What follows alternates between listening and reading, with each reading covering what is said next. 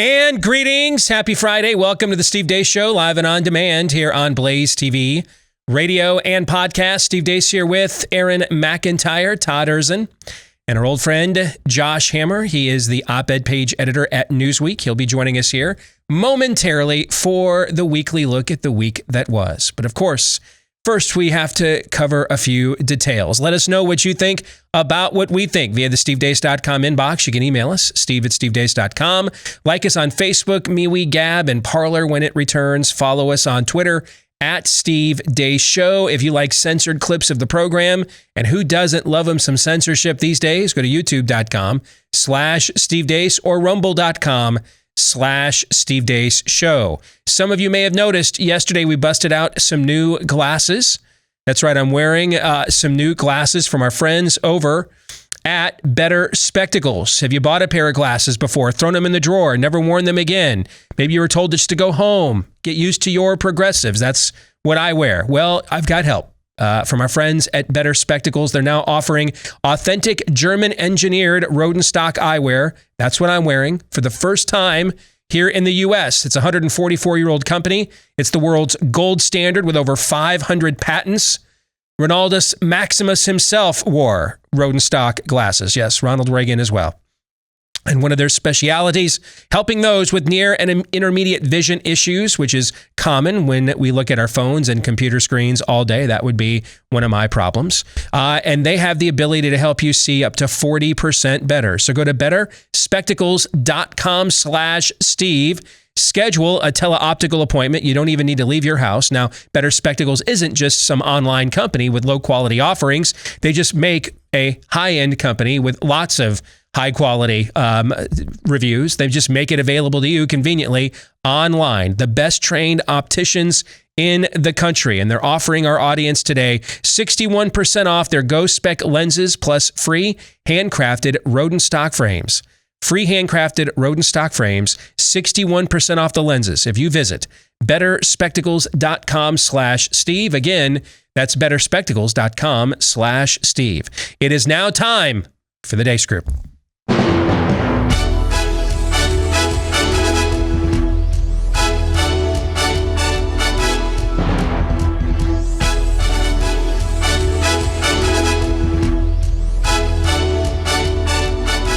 Yes, the music, graphics, presentation, format, all of it is a ripoff. We have completely and totally ripped it off from the McLaughlin Group. But since that airs on taxpayer-funded PBS, therefore we're paying for that. And John McLaughlin is dead now.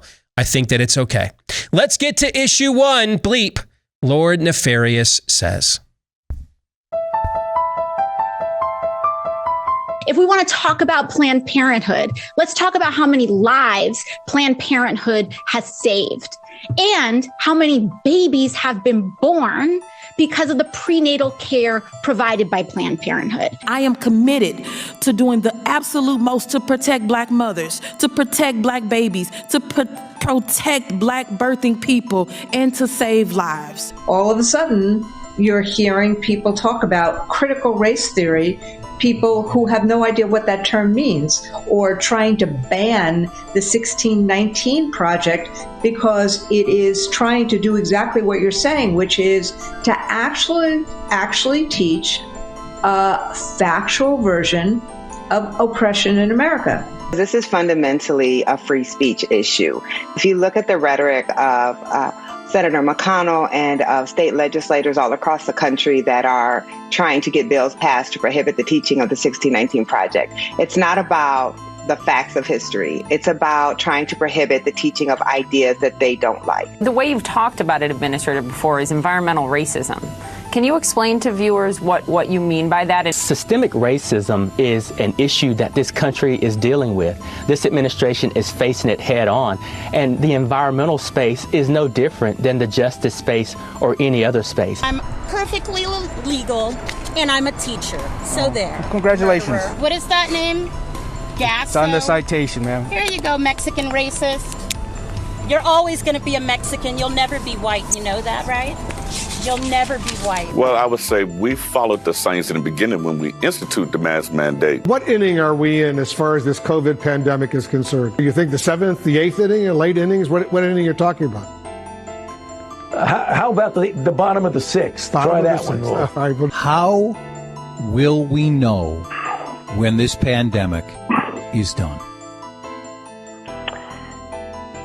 You know, Chad, with all honesty, I can't answer that question myself. I think about it a lot. Are you concerned? You mentioned that only 30% of the population in Brookline is vaccinated now. Are you concerned by that keeping this mandate in place? You're not giving that unvaccinated population an incentive to go out and get the shot? Well, actually, if you keep a mask mandate in place, it might give them incentive to go get the shot. Do you think we should be wearing masks forever and ever and ever? I believe so. Mask mandates work. They increase mask use. Do you think we should wear masks forever? Indefinitely? Absolutely. Absolutely. Ex-nurse, and I agree. It's airborne, and we should continue masking until everyone is safe. How serious is this threat? Forge vaccination cards? There's no easy solution here, but I do think not doing a national database whereby the QR code you can actually get in, having that be done by a not-for-profit, making sure it won't be commercialized, I think that would have been the right way to go. There is an attitude that they'll be fine. Why should they take the vaccine? Maybe you go home and kiss your grandmother and wind up killing your grandmother. You and I took our masks off when I came in because look at the distance we are. But if we were, in fact, sitting there talking to one another close, I'd have my mask on and I bet you'd have a mask, even though we've both been vaccinated. When it comes to China, we've been very clear that, we're not trying to contain China or hold it back. I'm a woman of color. I am a mom. I am a cisgender millennial who's been diagnosed with generalized anxiety disorder. I stand here today a proud first-generation Latina and officer at CIA. That is one of the most demonic and disgusting montages that has ever aired. Not just in the history of this program and platform, but in this country. I mean, the olfactory senses. For those of you that went to public school, olfactory, never mind. But we'll just let that go. But you could smell the sulfur as you watched or listened to that. So, Josh, what was the best of the worst this week? What say you? Steve, as usual, when I join you for the Deace Group, I don't even know where to begin. That might have been the worst I've ever seen, and I join you on a number of Fridays, it seems like. Wow. So look, Cori Bush, that quote about birthing people, what the actual hell does birthing people mean? I saw like my friend Sarah Bamari tweet yesterday, like what the actual bleep are birthing people. That is the relevant question that we should be asking in the year 2021. I mean, literally, you are going to be a bigot in a few years now, to the extent that you are not already, for literally positing. You probably already are a bigot for saying this, for literally saying that if you have a certain chromosomal structure, that you cannot change that. Science is apparently fake news. The problem is, Steve, though, I don't even want to focus on that, because that was like as galling as it was. That actually wasn't even the most important thing that we just heard there. The most important thing that we heard, it's not quite as kind of culturally resonant, but towards the very end, I think it was Tony Blinken, right, Secretary of State, talking about how we're not trying to contain China. Oh, my God. I mean, this was the mentality for 40 plus years of the Davos set, right? After Nixon went to visit Mao in Beijing in 1972. I mean, this was what generations of various administrations of both parties tried to do. We're not going to contain China. Look at the Biden family's business dealings. They're clearly not trying to contain China, Josh. Yeah. No, well said. Good point. But if there is one thing that Trump showed the error of the ways of 40 to 50 years of his predecessors, it was on the China issue. It was that you have to contain China. That is the threat. But I don't want to cloud out the monkey in the room here. The cultural stuff, the birthing people, the CIA thing at the end. My God. I mean, we might not be trying to contain China, but China sees that montage and they don't think they have to contain us either.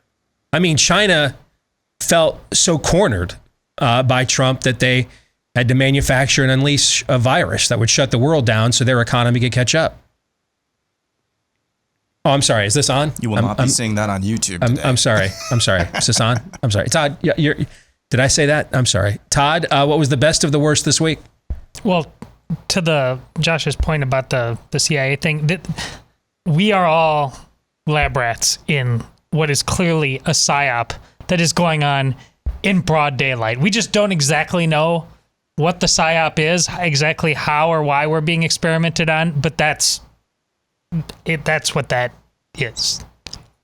But I still have to give the winner to Governor Cuomo. I mean, you might kill grandma from Cuomo? Wow. He is, after all, the subject matter expert on killing grandmothers. This is why, Steve, I was pretty confident you were going to be wrong. When you're that shameless and you have a media who just is along for the ride, he's never going away. I don't even know what to say. I mean, that's just straight up demonic. Yes. I mean, it's just straight up shake your fist at God. It's the story in Numbers where God is so tired of the clans rebelling against Moses that he opens up the earth and in front of all the tribes of Israel, so they know one last time, we're gonna, for the folks in the back, Moses is the man. Okay, that's the guy I've appointed. So in front of all the tribes, he opens the earth and swallows up Moses' detractors. And then, like in the very next chapter of Numbers, it begins with, in the morning, a woman came up to Moses and said, "You were very unfair to those people." I mean, that's just, what are we doing? I mean, at this point, I mean, just smite us, please. Smite us, please. Please. It's with this as the backdrop that good and fair journalist Jake Tapper just recently got done saying, I don't think I'm even going to have Republicans on the show anymore because they're all liars and I'm not going to promote liars. Fair point, but this... I'm not going to really necessarily defend the integrity of the Republican Party to Jake Tapper or anybody else, but he also, I think what we're saying is he's probably not the person to apply such a stringent corporal punishment. Is that what I hear you saying? Well, this I hear you. It's just, whatever, nothing to see here. Aaron. Yeah, when I got in this morning to do this montage, a lot of times I do this on Thursday, but I gave it an extra day because I was just racking my brain thinking, man, nothing really stands out this week. I think this might be kind of a tame montage. And then I got halfway through it and I thought, holy cow, I was about to call Todd and see if he could bring his priest in here to perform an exorcism for the demons coming out of this computer.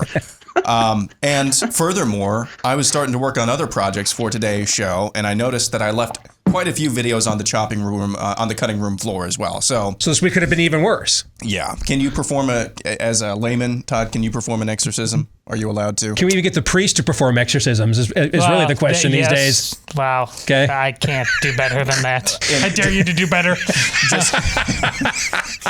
Just briefly, though, I will say the Cori Bush comment. I almost didn't include that in the montage because the 2.5 minutes, 3 minutes before that comment at the end, if that would have been coming from any pro-life leader, it would have been an amazing pro-life testimony. Yet, do you think Cori Bush is pro-life? No. Speaking of demonic, there you go. Yeah. I got to tell you, I was a little surprised that clip of Bruce Jenner being interviewed by Hannity. And when the camera pans over to Hannity in the middle after his bearded lady answer, and Sean's just got this like, what am I doing? What am I doing? I've made it. I've got all the money in the world. I mean, what am I doing here? What am I doing with this? That look on his face, that's what it says, isn't it? How did I get here? Okay, how did I get here? Let's get to the exit question on a scale of 1 to 10. With 1 being Lindsey Graham's likelihood of ever getting to the bottom of anything he promises Sean Hannity to get to the bottom of, and 10 being the likelihood Lindsey Graham gets to the bottom of Bruce Jenner's sham candidacy. Rate this week's level of total depravity. Aaron. 10. 10. Josh. It's the gold standard, 10 out of 10. You almost have to retire this segment after that. I mean, that's how devastating that was to watch. Before we get to issue 2, let me tell you about Rough Greens, because we've been talking about Rough Greens for quite a while now. It's that supplement powder that you sprinkle into your pet's food so that the vitamins, minerals, and nutrients that were stripped out of the food once it left the factory before it got to the store those things your pet needs goes right back in. I mean, they need a supplement, same thing we need. That's why we're buying so many of them today. Same thing happening to the people food, all that good stuff's taken out. That's why we're buying so many supplements to put it back into our bodies. The same thing goes for your pet. But you may be wondering, how will I know if my pet likes this as much as the Deace family dog does? Well, here's one way to find out. We're going to give you the first bag for free. That 14-day Jumpstart bag we've told you about before, it's now free. You just pay for the shipping. You get the first bag for free. See if your dog likes it, if your dog will eat it. Go to roughgreens.com. That's all you have to do. RUFF is how it's spelled. Roughgreens.com, or you can give them a call. 833-ROUGH-DOG. 833-ROUGH-DOG. The bag is free. You just pay for the shipping. Let's get to issue 2. Is the dam breaking? The media has started tripping into journalism over the past few weeks regarding coronavirus. Is there any defense now for not having all the schools open? You know, the research was that you take the vaccine because it gives you immunity. Then why not treat it that way and let the vaccinated live their lives? Knowing all the impacts of having the schools closed and knowing what we know now, that the disease isn't transmitted on surfaces. We don't have to go through all this deep cleaning that we thought we did at the beginning. We've learned a lot. Do you think the schools should have been open earlier? I just don't understand why it's different than other vaccines. You know, you give your kids the vaccines and you don't still protect them in certain ways going forward. Either the vaccine makes you immune or it doesn't. And the research suggests it does, doesn't it, Andy? Why not just say, if you get vaccinated, you can do almost anything? That's what Trump said. That's what Fauci and everybody else said, that the vaccine is our way through it. These guidelines say, yeah, kind of, but you still can't go to ball games and do things the way you used to, even if you're vaccinated. I don't understand why you slow walk that part. We're asking that people who are vaccinated remain in masks when they're indoors. Indoors. When they're indoors. Well, but if I'm working with everyone in my office is also vaccinated, why? When are kids going to be able to take off those masks and play outside at the playground? How will we know when this pandemic is done? You know, Chad, with all honesty, I can't answer that question myself. I think about it a lot. Why does a vaccinated person have to wear a mask? We're talking about outdoors, though, and one of the things that we've heard for the last year is follow the science, follow the science. And you know you're what, like 18 times less likely to catch COVID outdoors? The positivity rate in Brookline now is, I think, 0.5%. It's really low. So isn't following the science at this point, wouldn't it be lifting the mask mandate? Is time running out? Now, the first question I was going to ask, I think it's actually obviously yes, the answer after the jobs report, the economic report this morning. Is time running out on the Biden administration and Democrats to get America back to normal, even when it comes to their own media? I sense, and Josh, we were talking about this yesterday, so let me go to you first to get your take. I drew an analogy between what we're seeing in left media and what was going on a show like this last year.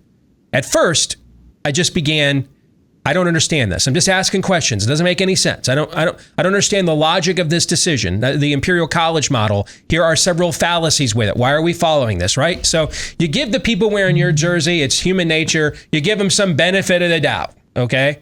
And then it goes to frustration. And then it gets to like pleading. You're like, hey, dude, this is what I was saying at this time last year. You're not winning re-election with 40 million people unemployed, Don. Ain't happening. Better do something about this. Are we watching a similar evolutionary trajectory here on the other side's media now?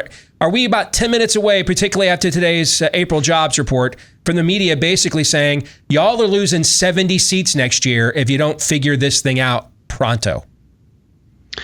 You know, that might be slightly overstating the case, but I will say that watching the montage that we just watched, literally my number one thought that kept on popping into my mind was, wow, CNN is finally joining the ranks of those like on this show who have been saying this, for 12 and a half, 13 months now.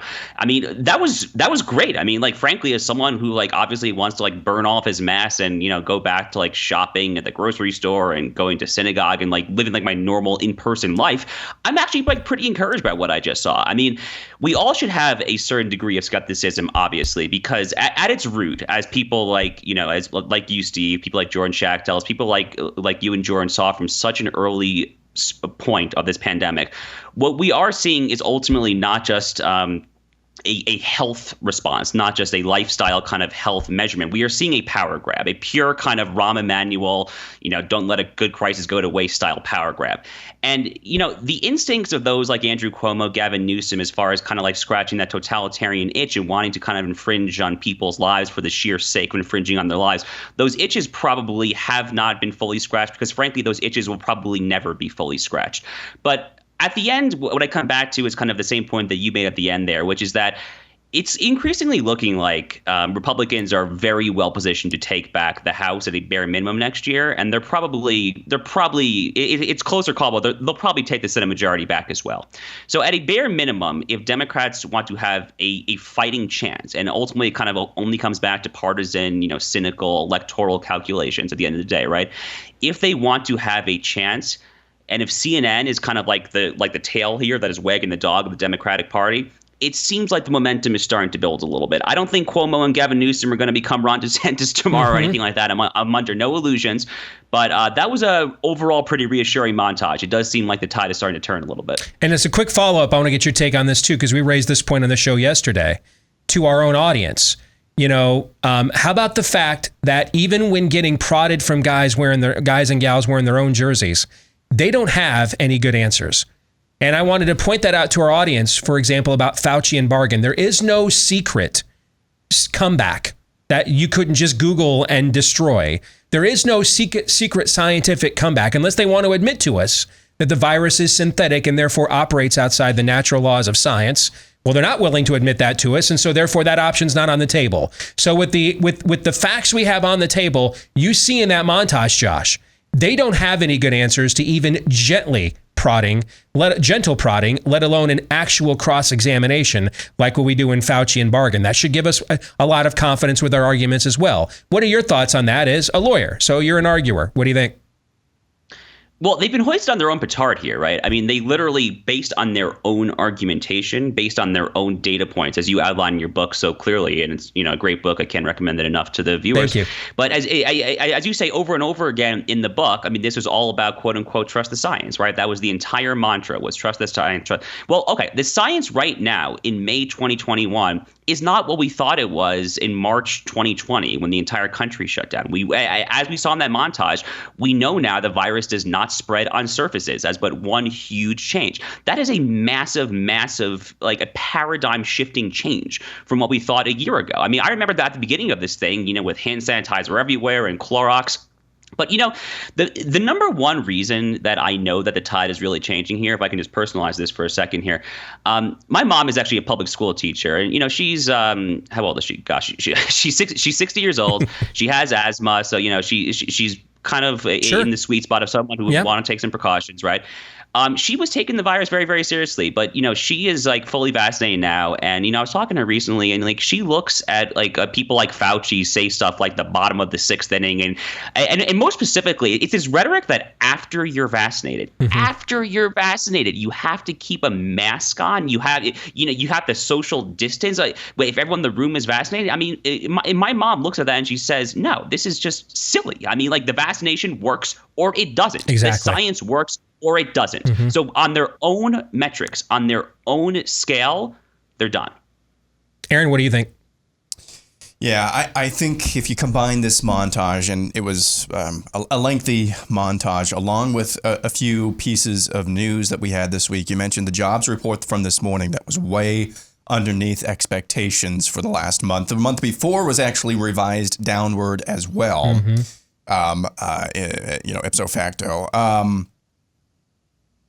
There was another piece of news about a federal judge striking down the moratorium on evictions across the country, which, again, what kind of a crazy upside-down society do we live in, where the CDC can impose a moratorium on evictions? I'm not sure what jurisdiction they have on that, but as I understand, that's where this is coming from, or at least some of their guidelines. And then a federal judge, not the Congress, not people that you voted for, a federal judge is able to overturn that. Now, the Biden DOJ says they're going to try to appeal this, but you take into consideration who'd have thunk as a number of people have pointed out this morning, who'd have thunk that paying people not to work would result both in unemployment numbers continuing to go through the roof, high levels of unemployment, and a high level of people not actually, looking for work. Who would have thought? Yeah. Now, you mean a Chinese-style economy? Yeah. Without a command economy? Exactly. Because the Chinese don't pay people to work. No. They force you to work and pay you less, right? We're doing Chinese economic policies without a command economy. You mean that doesn't create? So we pay you to stay home and it doesn't boom an economy? Weird. I'm shocked that didn't work out for us. Yeah. So something has to give here eventually. Steve, I know you're around town, whether it's running errands. Have you seen, let me put it this way. Are there more places hiring than not right now? Yeah. Everywhere I go. Yeah. Everywhere I go. Help wanted. Help wanted. We just got, I think, a Steak and Shake. I don't know if you heard about this here in town. First one in central Iowa. They had to close down temporarily because they didn't have enough help. Yeah, my wife was telling me about that. Yeah. So something has to give here. Maybe it's the moratorium on evictions. I mean, that's going to open up a whole new Pandora's box here in this saga. That's probably going to be not great to witness, but maybe it will get people off of government assistance. And then one more thing as well. There's a story out about a rise in cancer surveillance here. One of the things we've been warning about since March, April of last year.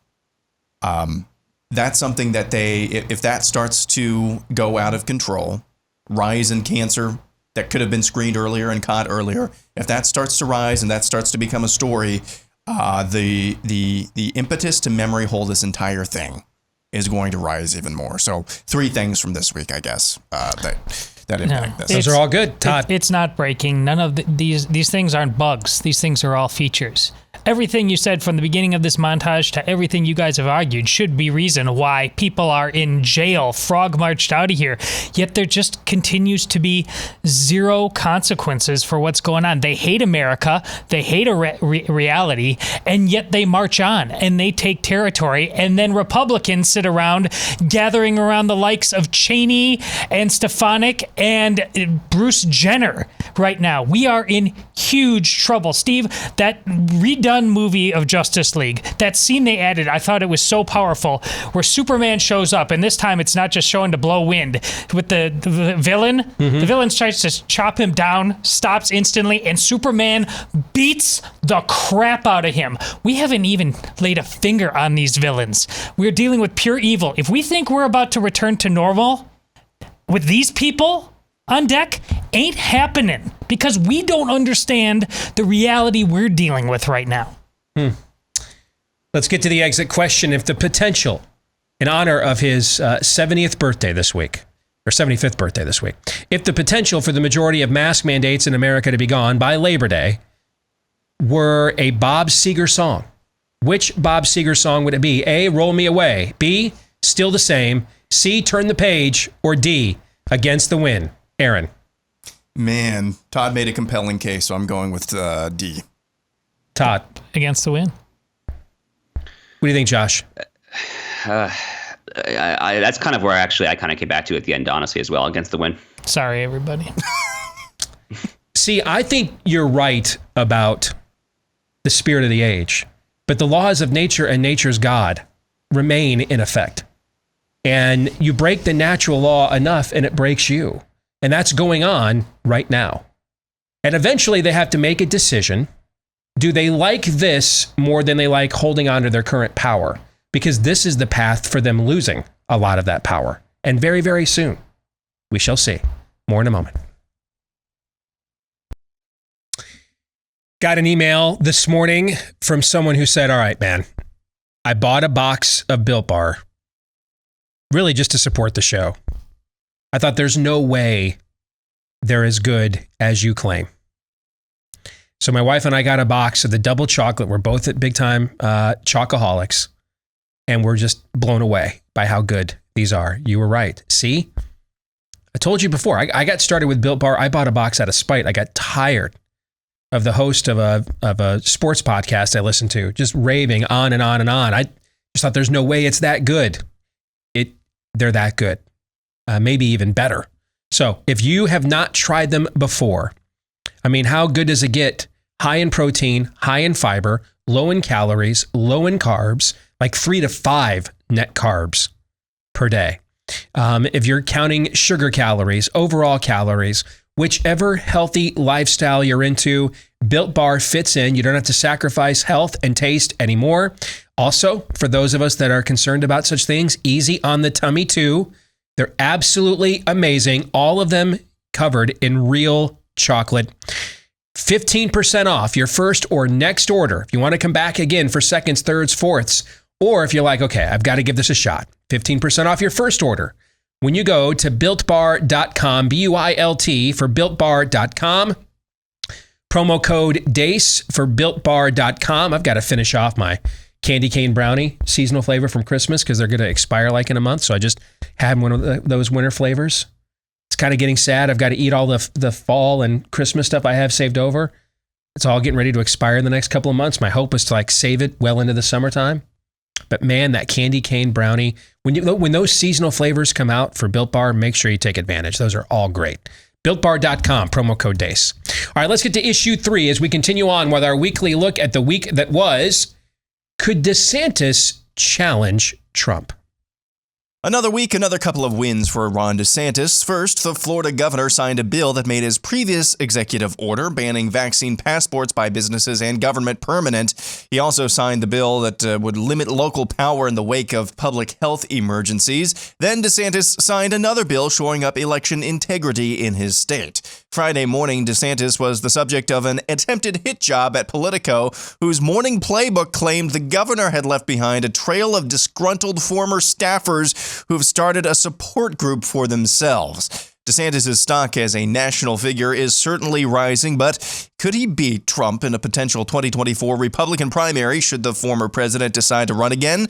This year's CPAC straw poll, for what it's worth, which is probably not much, saw Trump beating DeSantis with 55% of the vote. DeSantis brought in 21%. Then, in a separate straw poll of a field which excluded Trump, DeSantis won handily with 43% of the vote. 7 in 10 respondents of that same straw poll at CPAC said they hope to see Trump run again, while 95% say they want to see the former president's policies advanced. This week, Steve ran a couple of polls of his audience on similar questions. 63.5% of the audience says they'd like to see someone new be the 2024 GOP nominee, while 36.5% said they'd like to see Trump be the nominee again. Meanwhile, 74.4% of the audience prefers DeSantis head-to-head over Trump.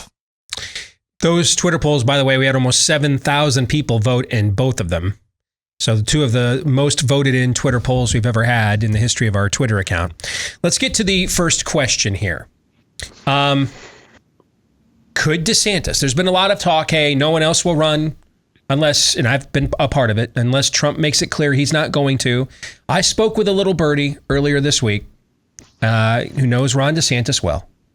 And I said, when I looked at the results from our own audience, I said, is it possible that he could actually challenge Trump? And this little birdie told me 6 months ago he would have thought, no way. Now, he told me he's not so sure. That's what he told me a couple days ago. So, Todd, what do you think? Could he do it? Would he do it? Answer that any way you want.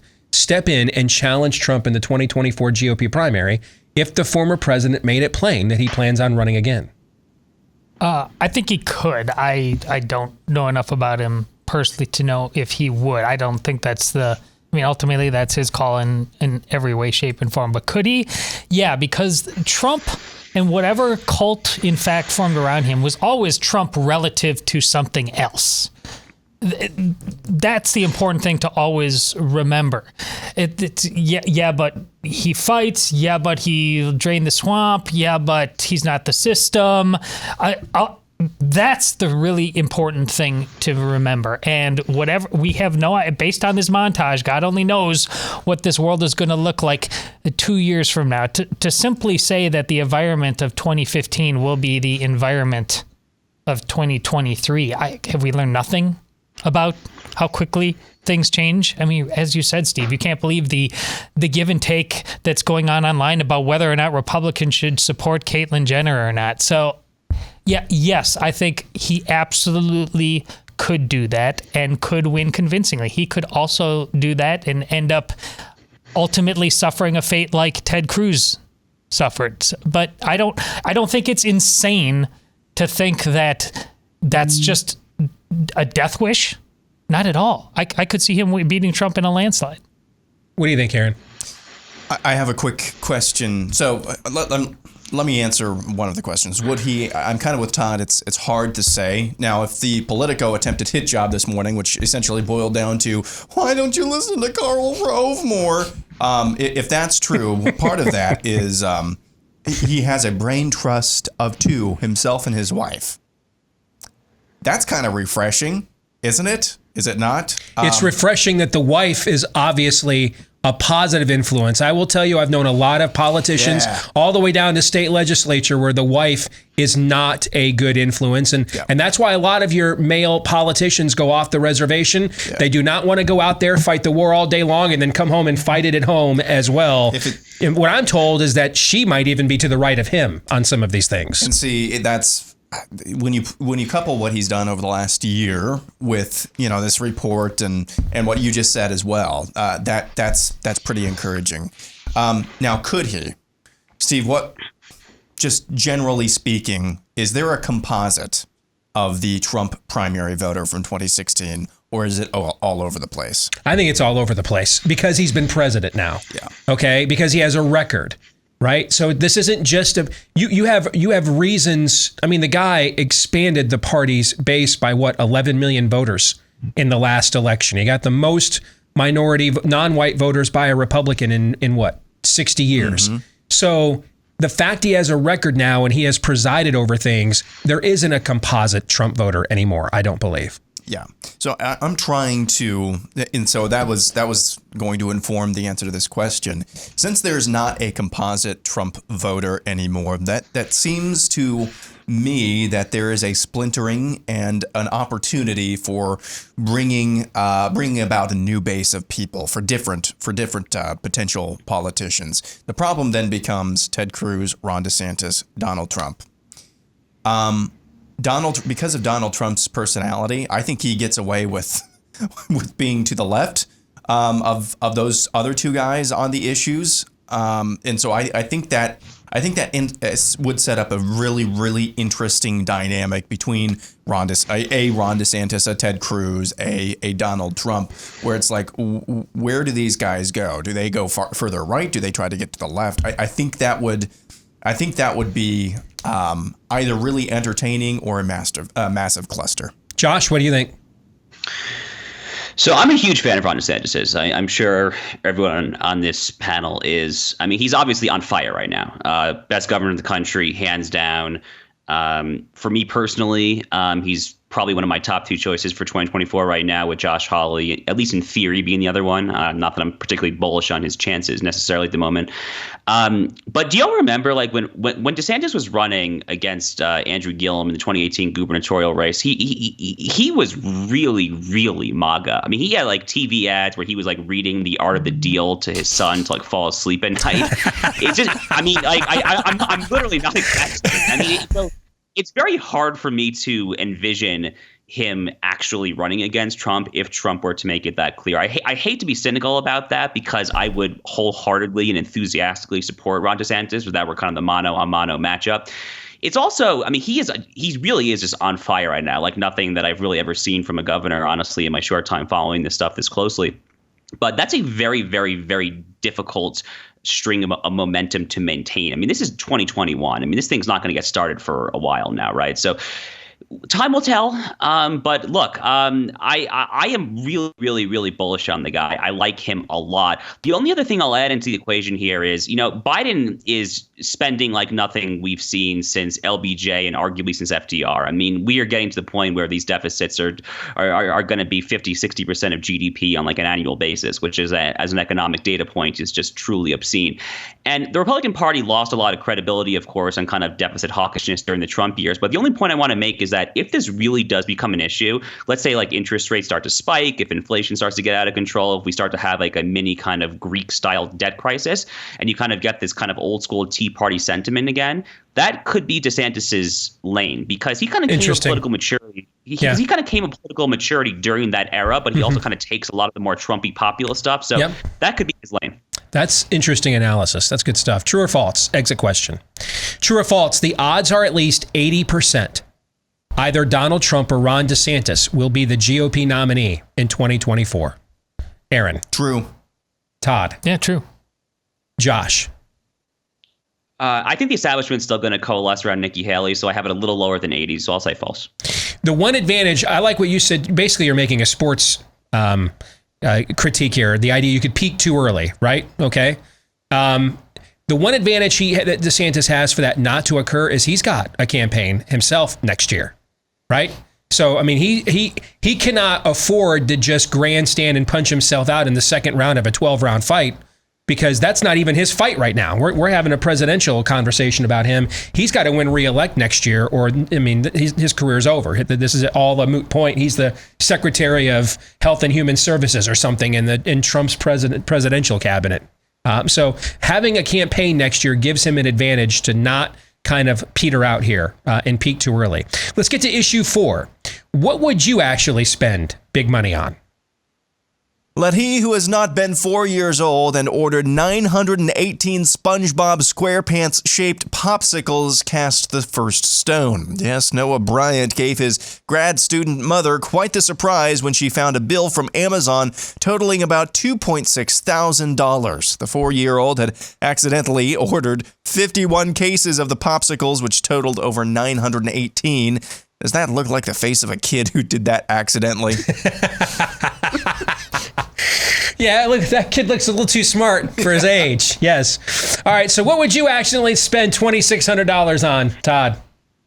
Accidentally, we mean with air quotes, yes. Right. Yeah. I would, and that I just need to get it out of my system by saying it, because it's probably never going to happen in this world, but it would be awesome to have like 3 weeks in a foreign country when either the Olympics or the World Cup were going on, and just experience the world coming to those places. That would be a happy accident for me in the past. Now it just looks like dystopia, and I know it looked like dystopia to you before.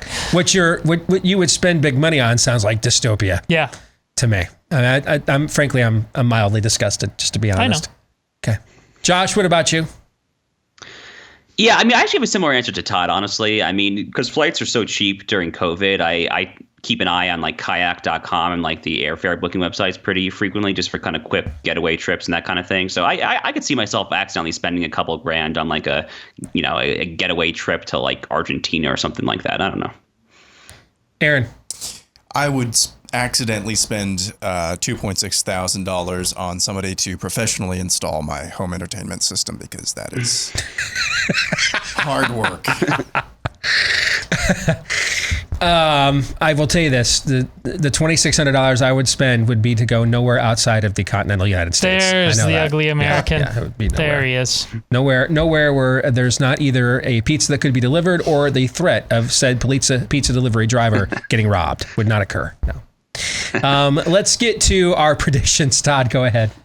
I hate the possibility of speaking this into existence, but somebody who's become our buddy. But I'm just, in comparison to what's going on with him versus what's going on with us, our book amongst a certain class is just, Aaron mentioned it yesterday, is just being memory hold. We just got to ride this out. We don't want to take it out. We got to make it go away.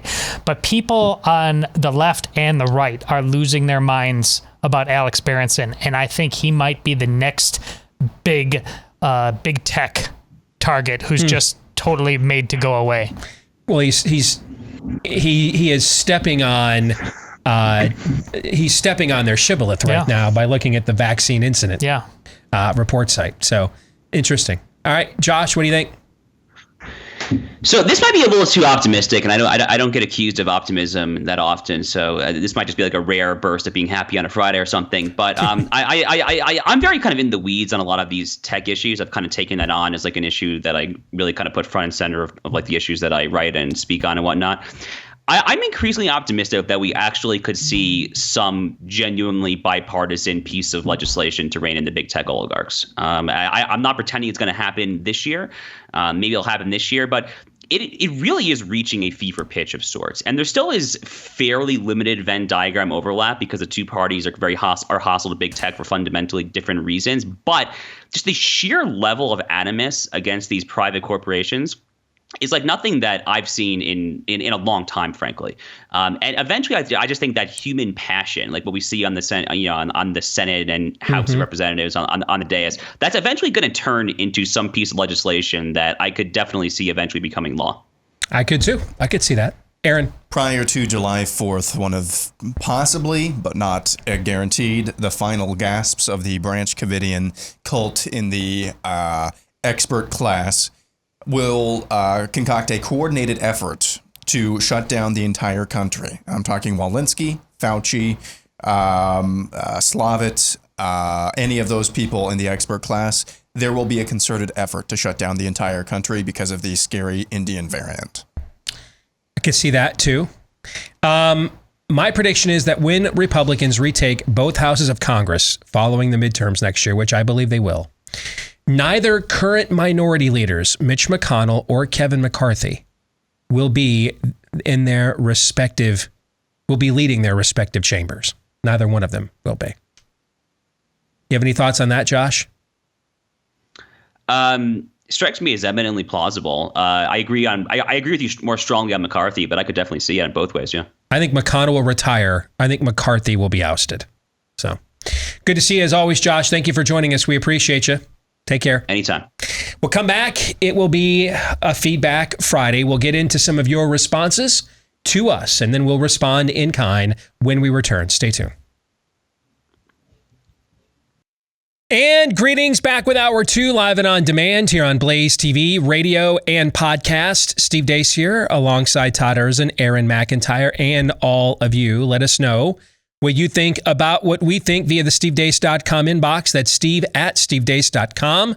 DEACE. Like us on Facebook. Follow us on Twitter @Steve Deace Show. Look for Steve Deace on MeWeGab and then Parler when it returns next week.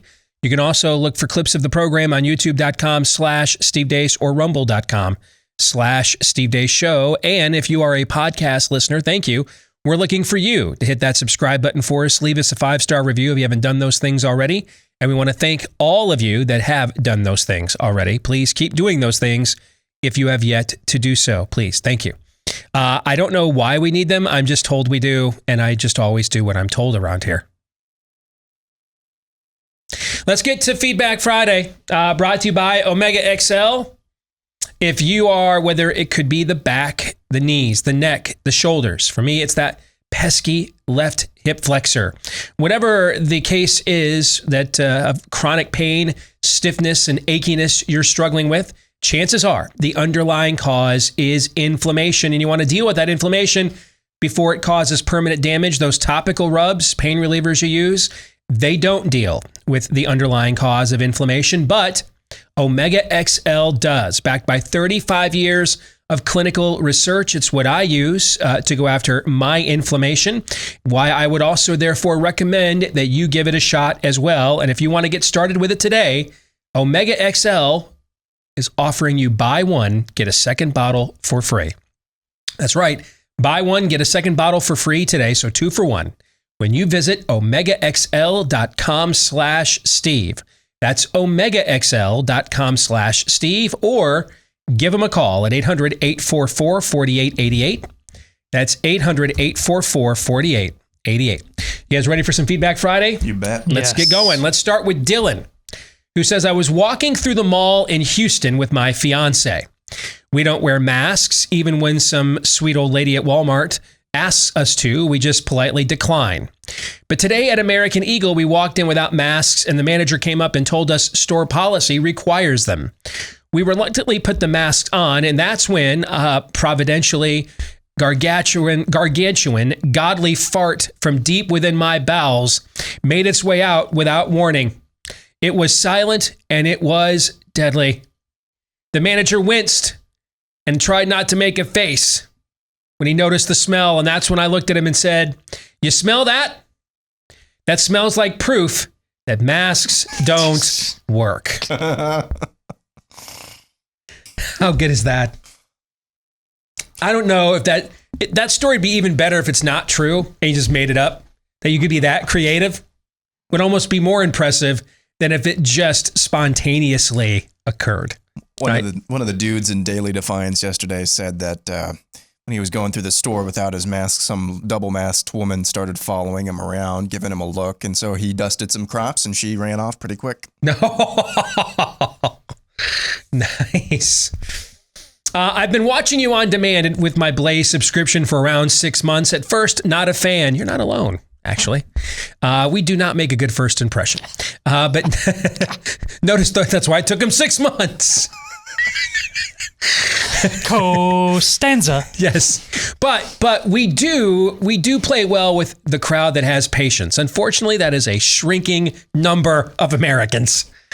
Anyway, he says, at first I was not a fan. Now there's times that your show's the only one I watch. All day on TV, maybe sometimes. I live in Pittsburgh. My fiance, Lisa, lives in Gettysburg. And I've turned her on to your show. And she has quickly become smitten with your wit and witticism. To that end, I was trying to tell her the story about how you worked in the Des Moines Register and how you stayed late one night and did the old switcheroo, inserting a different article into the paper, incurring praise from your readers and ire from the editor. How can I find a link to that podcast? I tried looking for many minutes to search and to no success. Any chance you could spin me around 3 times and push me in the right direction? Thank you in advance, if for nothing more than not responding in a scornful manner when I ask for your help doing research to impress a girl. P.S. Her pic is attached. As you'll see, I'm inclined to impress her. So he did include his girlfriend's picture. And she's cute. So that's why, to do you a solid, this is the dude code now. We often talk about the dude code from a punitive standpoint, right? Yes. Like the negative rights, that, to use a constitutional term, the negative rights that the dude code commands you to not have, right? The things you are not permitted as a dude to not do, right? Because ultimately it is an enforcement mechanism, but we don't want people to believe that the dude code cannot be satisfied, that there's not an ancillary benefit in it for following the dude code, right? Right. That there's positive rights within the dude code as well. There are things that when you're honoring the dude code then honors you back. Fair? The dude code abides. It does. It does abide. So here's a dude reaching out to another dude, said, listen, man, I'm dating this chick. Here's her pic. You don't even need to look at me. And you're just going to look at her pic and you're going to realize she's already too hot for me. All right. I need to impress her. First of all, self-awareness, dude code, sure. Check. All right. Outkicked his coverage, dude code, checked. Sure. Aware that he outkicked his coverage, even more impressive, dude code, check, right? Therefore, I kind of felt that the dude code put it on me now to go the extra mile for this dude. So I'm going to do that. I'm actually just going to tell the story on the air, John. And hopefully your girlfriend that is smitten with my wit and witticism there in the historically significant city of Gettysburg, hopefully she is listening to this either live or via podcast later, because this is your long distance dedication. I'm doing this for you. Okay. You don't quite have the story right. Okay. I had talked my way into a job many moons ago as a news assistant at the Des Moines Register. Now, I was 22, 23. I assumed that meant, of course, as most guys do before they're fully immersed in the dude code, that the world owed me something.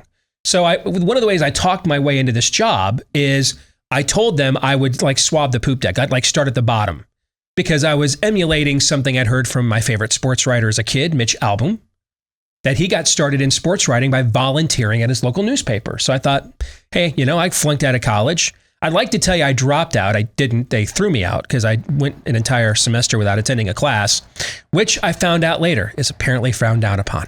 So I'm talking my way in, trying to get my foot in the door, and they end up hiring me Why, I don't know. And they did start me at the bottom, man. I was making minimum wage at the time, which was like $5.75 an hour or something in 1995, 1996. And I mean, I was at the bottom. And many, many months went by, and I'm complaining and hey, I can do more than this. So they finally give me an assignment. It was to do the state of Iowa borders 5 other states.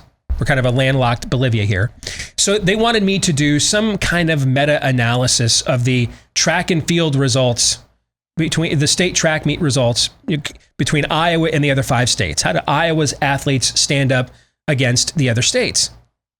And I told them the only thing worse than track was field, and I didn't do the assignment, which, by the way, guess where I spent 3 hours last night? In Martinsdale, Iowa, at my son's middle school track meet. Yeah. Okay. God is funny. Yes. All right. So there's a little sowing and reaping in action for you right there. The deadline for the story comes by. I don't turn it in. Okay. And they were going to fire me a Saturday afternoon. They used to have this legendary sports section at the Register called the Big Peach, because it was peach colored. It won all kinds of awards for many, many years. And it was my turn among the part-time news assistant crew that Saturday to come in early, prepare all the big stories and everything for the desk to get ready to put the Big Peach out later that day. That afternoon, the editor was actually going to come in early with me and fire me for not doing this assignment. I found this out later on. That morning, though, I never made it in because I got broadsided. I was on my way to make a post partying with my buddies the night before munchie run, and since I was the only one not hungover, I got drafted to drive to Hardee's and raid their breakfast pantry, basically on behalf of the rest of the fellas. On the road back, I'm not wearing a seatbelt, and a guy driving like a 73 Charger hits my 86 Skyhawk. All right, so good old-fashioned American steel meets American Bondo. Guess which material won? I get rushed to the hospital. I'm concussed. Everything else. But eventually, a few hours later, I got discharged. Didn't have to get admitted. So I survived, which frankly surprised a lot of people. I get into work like a week later. I come in with a neck brace because I really had to wear one. And God bless those libs at the Register, man. Those bleeding hearts took one look at the fat kid in the neck brace and they couldn't fire me. All right. So it was only later on that I found out they were going to actually fire me this very day. So I had an epiphany sitting in that hospital bed. Somehow I went from like most likely to succeed in high school to whatever this loser combination I am at the moment. So I'm like, you know what? I'm going back to the paper. And I was a mailroom carrier at Blue Cross Blue Shield. So, I mean, clearly I had ambition. All right. I was the lowest man on the totem pole at the Des Moines Register. And I slotted mail at Blue Cross Blue Shield, which was just right across the street at the time. So I'm like, I'm going to try to like get a promotion like at Blue Cross. And I eventually did. I'm like, I'm going to go in there and actually work hard and, not waste all this talent potential everybody told me my whole life that I had. So I did. Months went by. And they still haven't given me another writing assignment. Apparently they frown down on you if they give you one and you don't do it. That, I guess, leaves a bad first impression. Again, no one told me these things ahead of time. I had to learn them the hard way. All right. And so by this time now, I've met my wife on basically the America Online dial-up version of a Tinder. And we decided, hey, maybe we should talk about getting serious. So I'm like, well, do I have a future in the newspaper business, or is my future going to be maybe one day I can work my way up to claims adjuster at Blue Cross, So I thought, let's find out. So I called a guy named Bob Horner, who was the boys basketball coach at Mason City High School. His son, Jeff, I believe, used to hold the all-time assist record at the University of Iowa, right? Didn't that get broken this year? Yeah. Okay. Mm-hmm.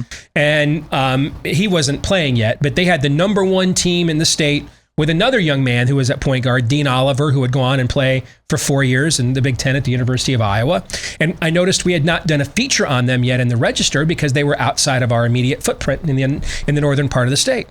So I called up Bob Horner. I just said, hey, I'm a new reporter here at the Register. My name's Steve Deace. I'm doing a feature on you guys as the number one team in the state, and interviewed him and Dean and several of the players on the team. Of course, I did not tell anybody at the newspaper I was doing this.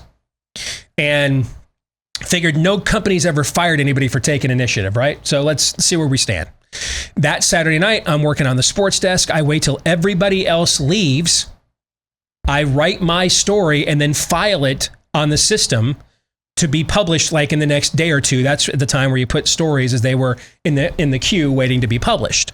But you only do that if your story has been assigned to you. So I waited till everybody left. Once they did, I wrote my story, I filed it, and then I thought, let's just see what happens. Monday morning rolls around. So that was a Saturday night. Sunday's obviously a day off for a lot of people. Monday morning rolls around. Phone rings. At the department at the Des Moines Register, or at the Blue Cross I was working in at the time, and it's the deputy editor, cussing me up one side down the other. Get your bleepity bleep over here when you get off work. We have to talk about what the stunt you just pulled. Blah blah blah blah blah. So I'm like looking at the clock the rest of the day. I'm like, this is going to be the end of a very short and undistinguished career. So get done with my shift at Blue Cross, go across the street to the Register, walk in. I get dragged into his office, and he's just berating me. And it seems like it's forever. It probably lasted like a minute or two.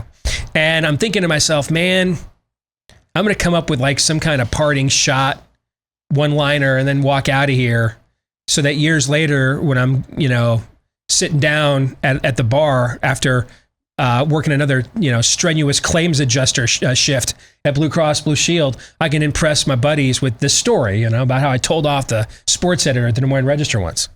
And I'm scrambling trying to think of what this line is going to be. And then he looks at me, he says, but your story is really good. So we're going to run it on the front page of the sports section tonight. And that ended up actually a matted copy of that story, which I still have hanging up at my house. Ended up being like the very first gift my wife ever bought me. Was a matted copy and framing of that story. And that's how I got started in media. And from there, more and more, they let me do more and more coverage, reporting.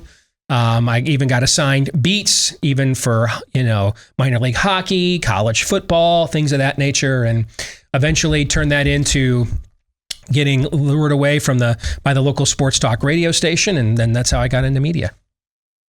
So, John, I'm recounting this strictly because your girlfriend's hot. And frankly, I think we both aren't confident that without my help, John, you're going to hold on to her. So I'm doing John a solid. And I believe now all righteousness in the dude code, by me taking that detour, has all righteousness in the dude code now been fulfilled on John's part. Amen. It has, but funny thing about the dude code, it would also have been an acceptable answer if Steve just said, stick it. I just left him hanging? Yes. Yeah, I don't owe you anything. Exactly. That's the best part. It's a total double-edged sword. It's just you don't know which edge you're at the end of. Exactly right. Yes. Let's go to Adam Beard. I think we need to start pushing now to get ahead of what's coming in regards to vaccine boosters. I'm a veterinarian and I work with animal vaccines all the time. Part of the process in labeling meds and vaccines is the trial and testing. Many vaccines aren't labeled for longer than a year because the cost to do an RCT for longer than that is cost prohibitive. So they just look a year out.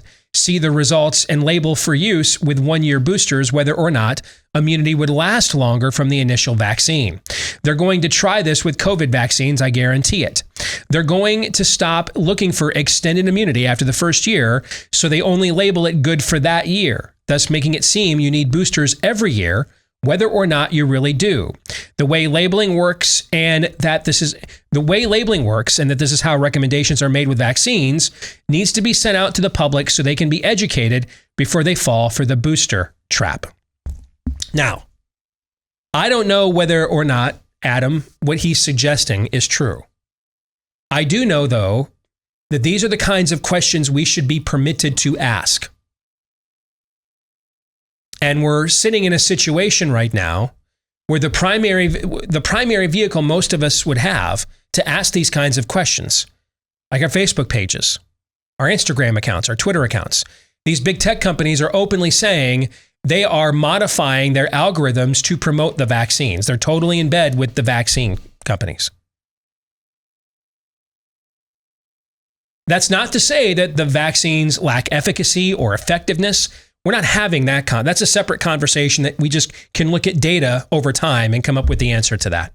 There was a fascinating study out of Israel where they looked at the immunity for both vaccinated and then naturally immune people because of how aggressive the vaccination program was in Israel over the last few months. And what they found was about 92% of those vaccinated were immune, at least for the time of the vaccination, were immune. That goes to what Adam's talking about, boosters, were immune from COVID infection. 94% of people who had natural immunity were immune from COVID reinfection. And so, again, though, we won't even talk about natural immunity in our country. It's like it doesn't even exist in a lot of our media centers. And the fact that these things are not FDA approved, so you don't have anybody directly in government to go to and say, hey, something bad happened here. I saw Candace Owens tweet out this morning that 3 of her friends have not had a menstrual cycle since they got the vaccines. Given what's at stake here, this would be a time for more freedom and not less. I've always found the truth is its own reward. I've always found letting the lion out of its cage. I don't know. It's probably been a long time in recent America that someone has gotten with a show on a mainstream platform as far as we have gotten with when it's explicitly done with a biblical worldview. I'm not afraid. I'm not afraid of challenges to the Bible at all. I think it can defend itself just fine. It successfully defended itself against me. So I have no problem. Frankly, I'm more leery a lot of times discussing biblical matters with people who claim to have my same belief system than those who don't. Because then we tend to break down into, well, it's my particular tribe, my particular slant, my particular priority. And if you don't have those things, I was watching something last night exposing on YouTube. It was a video exposing popular false teachers. And I thought it was fascinating. And I was tracking with the logic of, what they were doing to justify calling this person a false teacher through the video. We get to the end of the video, though, and they went after a prominent, popular Christian teacher because they didn't agree with his eschatology. That made him a false teacher because he had more of a post-millennial view. Now, he might be right. He might be wrong. But when Jesus says no man knows the day and the hour, that's the line we decide to draw about what is and what is a false teacher, when there's 50 other things that Christ made abundantly clear from Genesis to Revelation, right? I mean, that's now where we're going to draw the line. That now determines. And so a lot of times I feel more comfortable taking questions from skeptics than I do even talking about this in front of other church people. I'm not afraid to throw my trust in the scriptures out there. They can handle the scrutiny just fine. We got to have the same faith in our ability to discern what's real and what's not. And yeah, there'll be grifters and scam artists that'll sell you copper bracelets to ward off COVID spirits. We can't create a perfect society, folks. We cannot create an equality of outcome. But the history of this country shows erring on the side of freedom is your best bet. We're not doing that right now. These sorts of questions should be open to be discussed and adjudicated constantly. Because of my confidence in the Word of God, I'm fine bringing it with me, even onto a broad-based platform like this one. shouldn't those promoting the vaccines, shouldn't they be just as confident in the same? I mean, let me tell you how I operate. If I was one of these vaccine companies and the guy who was co-authored the #1 best-selling book calling out the sham fallacy of Anthony Fauci and broadcast daily on one of the largest media platforms in the United States, the way I operate is, and I do this with an Alex Berenson type or any of those kinds of people, I'd call them up and say, I'll tell you what, I'm so confident in my product. $1 million marketing campaign on Alex Berenson's Twitter account. $1 million marketing campaign on Steve Deace podcast. You guys take the jab in real time. We'll film you. We'll put you on we'll have you sit by for 15, 20 minutes after. We'll film that. Any instant side effects, any of that.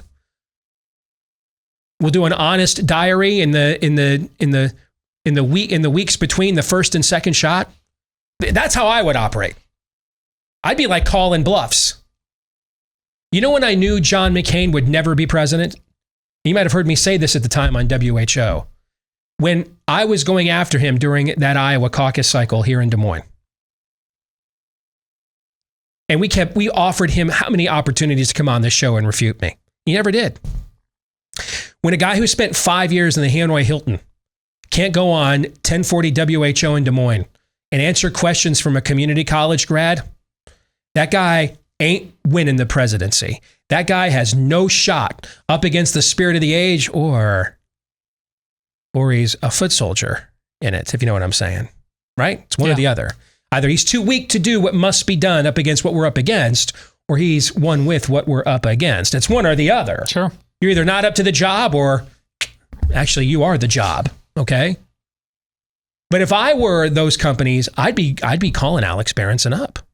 His wife even works in the healthcare system. I'd be like, dude, $1 million. $1 million marketing on Alex Berenson, your Twitter account, where you tell the world about your skepticism.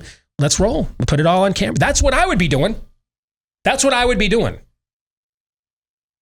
That's our approach to how we handle using the scriptures to inform our opinions and do the show. Instead, my prediction at the end of hour one is what I think they're doing. Exactly. Instead, shun, silence, censor. Hey, the church has done this in its history too. We always point out the Galileo example, but there are plenty of others, frankly. And there is no sect within Christendom that is immune from making this mistake. History shows, whether it's church or state, secular or sacred, whichever side has to censor the scrutiny of the opposing argument is always on the wrong side. Every time. They're always wrong. Every time.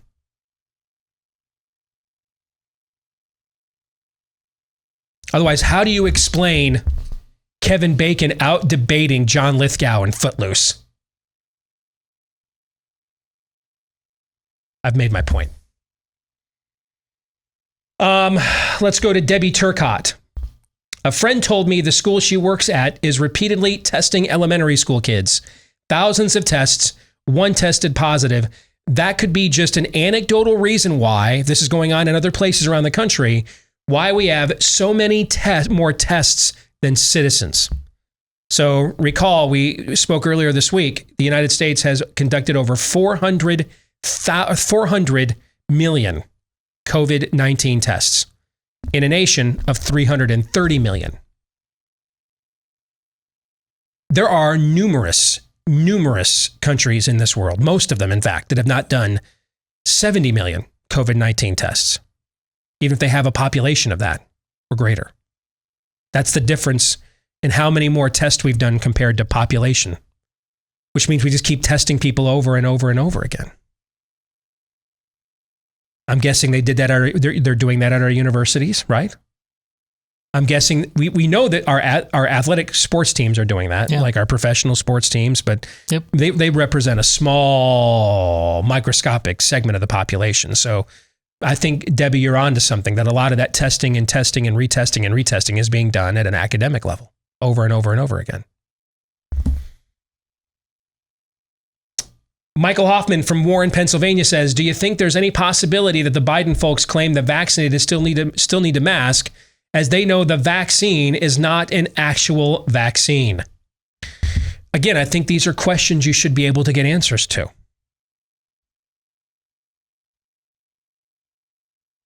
You should be free to ask these questions. Something's wrong that you're not. Think about the fact Naomi Wolf is on Twitter today talking about how Democrats in the state legislature and the Democratic governor of Michigan, Gretchen Whitmer, are coming after her appearance last night opposing vaccine passports in the state.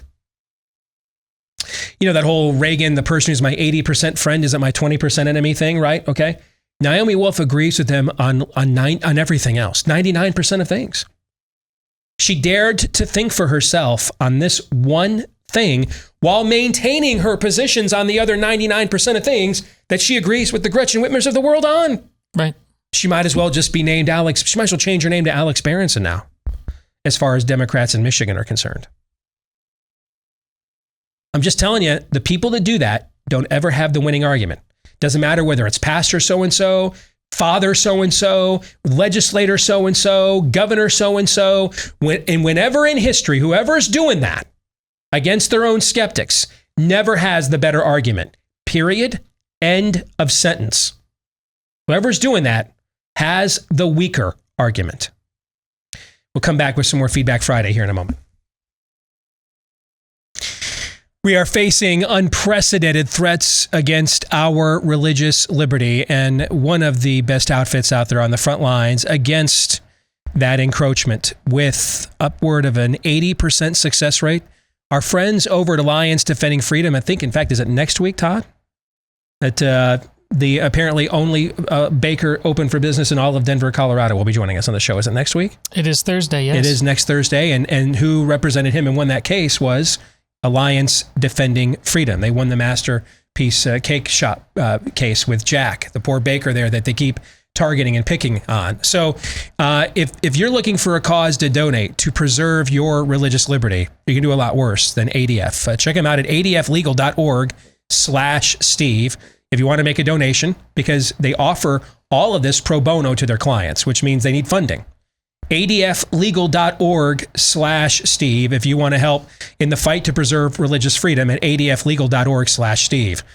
And then if you could help me, because I have spoken with some of the people at ADF, encouraging them to take their record of success on cases involving religious freedom, but then apply it as well to our freedom to breathe, to our freedom to leave our homes, to our freedom to peaceably assemble, to our freedom to attend events, to our freedoms to not have employers violate medical privacy laws, to our freedoms to not have private businesses. You know, they were great in defending Masterpiece Cake Shop against being forced to compel using his intellectual property to communicate a message he didn't like, right? And they were right to do so. Mm-hmm.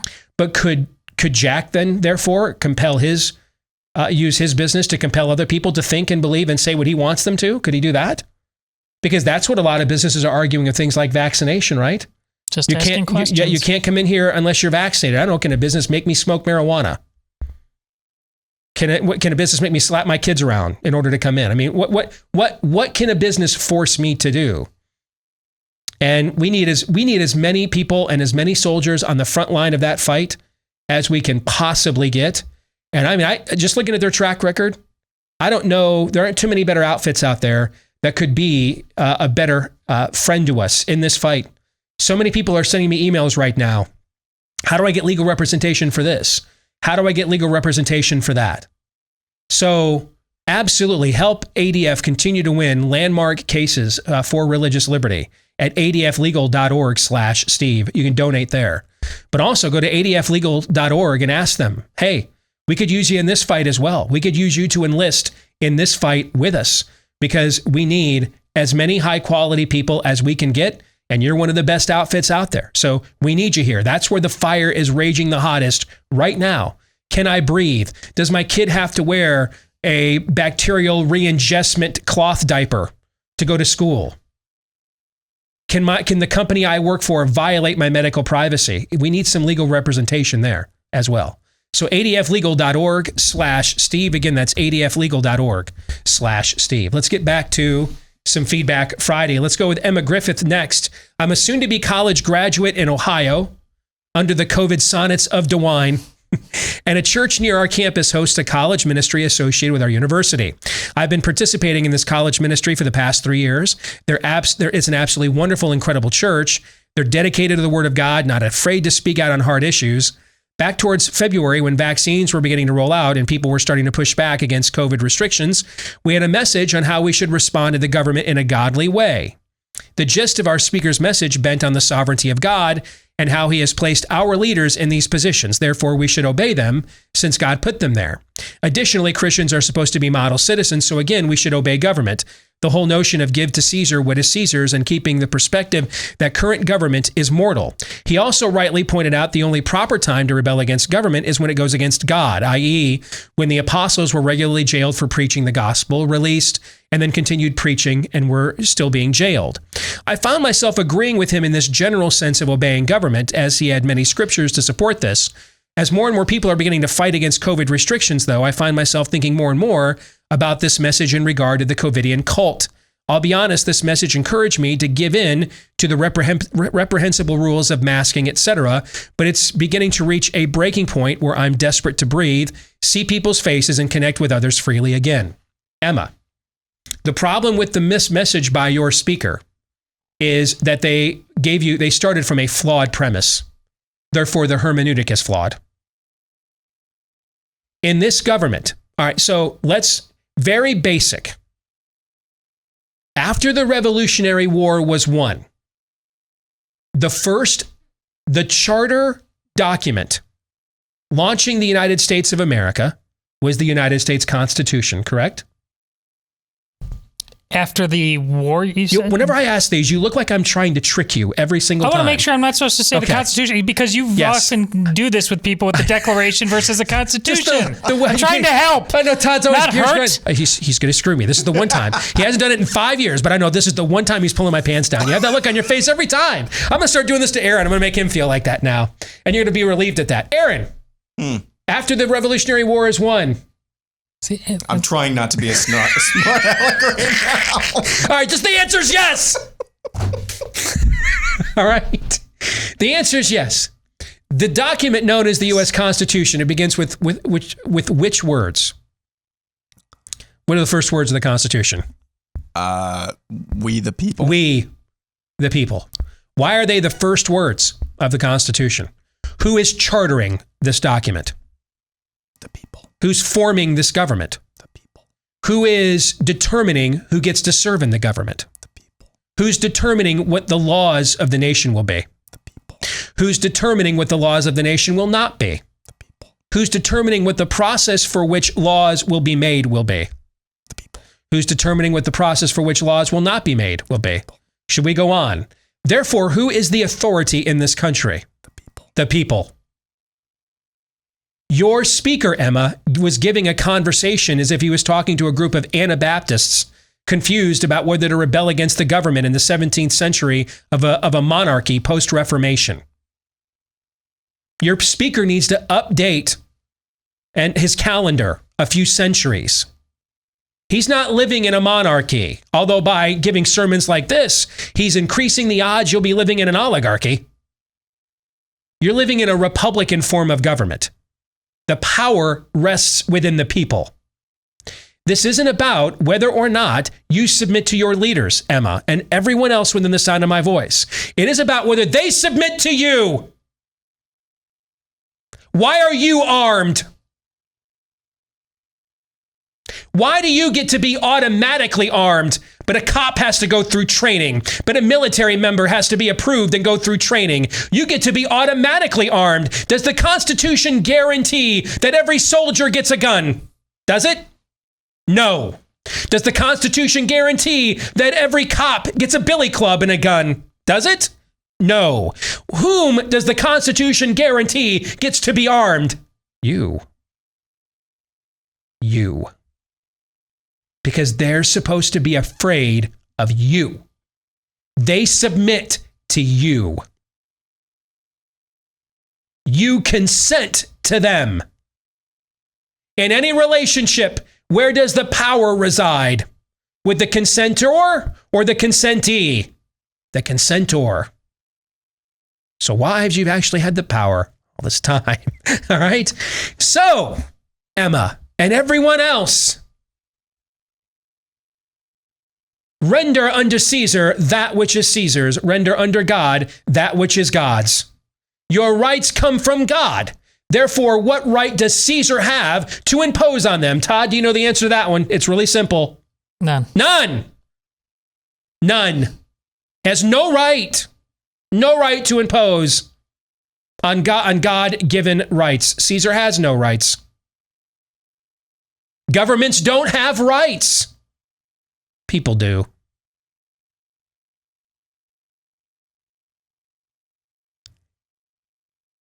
We, the people, rule.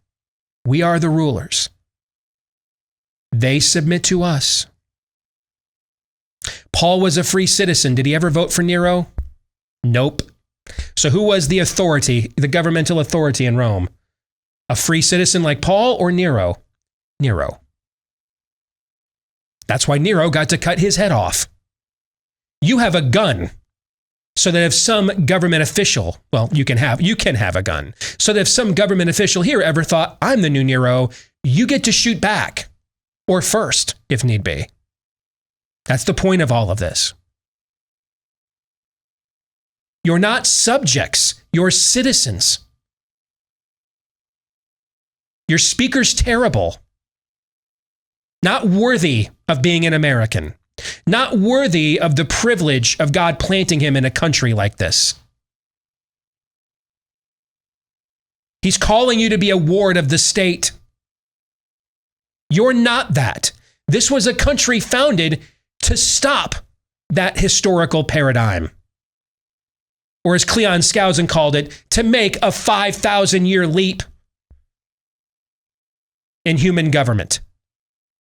The idea that if we obey God, we can govern ourselves. If we live by the laws of nature and nature's God, we don't need a king. We have one, King Jesus. We don't need a human king.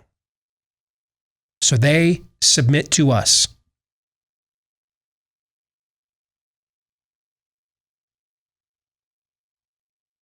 They're not kings. They're not tyrants. They're not rulers. We rule. Your speaker has it wrong. Many of our churches have it wrong.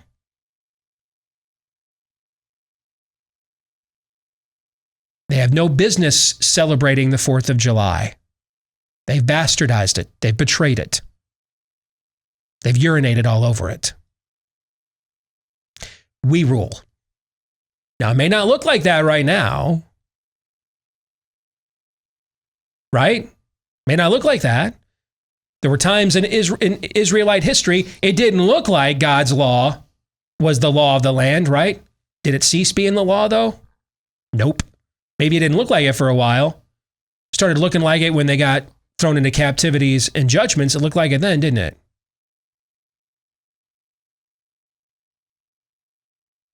Zoe is bugging me daily for a car now. And man, she's adorable, so it's really wearing down my defenses. All right? Should the day come I finally buy her a vehicle, if I hand her the keys and tell her, the car is yours, but she never ever goes out into the driveway, puts the keys in the ignition, and drives away in the car. Did I give it to her? Did I give it to her? Yeah. Yeah. But did she claim it as hers? Is it really hers? It would seem that. No. But is it hers? Did who's the authority in this relationship?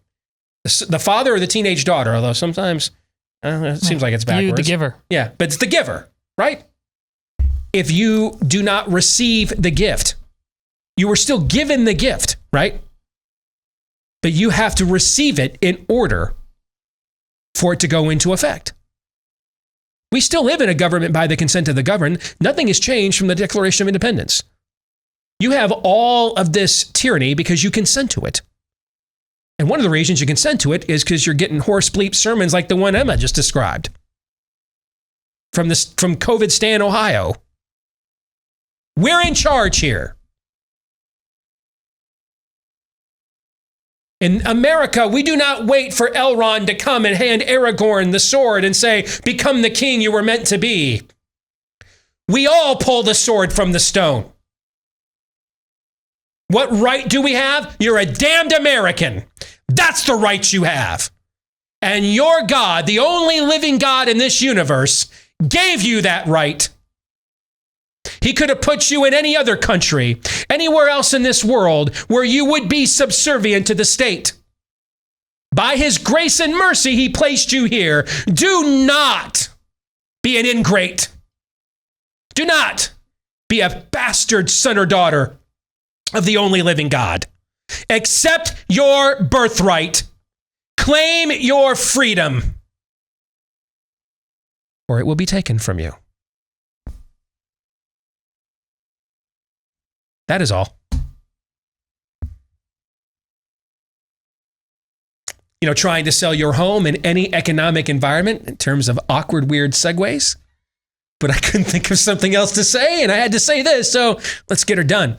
Trying to sell your home in any economic environment can be challenging, particularly, though, in these unprecedented times. Bing. Thank you. We got it in.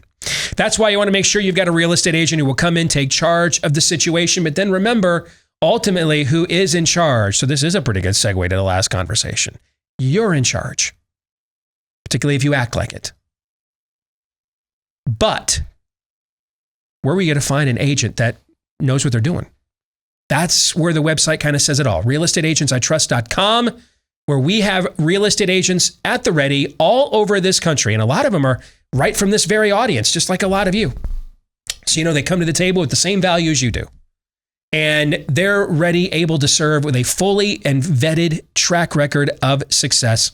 If you are looking for an agent to take advantage of this market, you're going to find him or her at realestateagentsitrust.com. Again, that's realestateagentsitrust.com. Any final thoughts from either of the two of you? In that letter that prompted that response, the notion, and I see this all the time, it's really mystifying to me, is about being a model citizen. It is very much wrapped up in people's biblical sense of duty. Obey towards your government isn't a biblical concept. Obey to your God obviously is.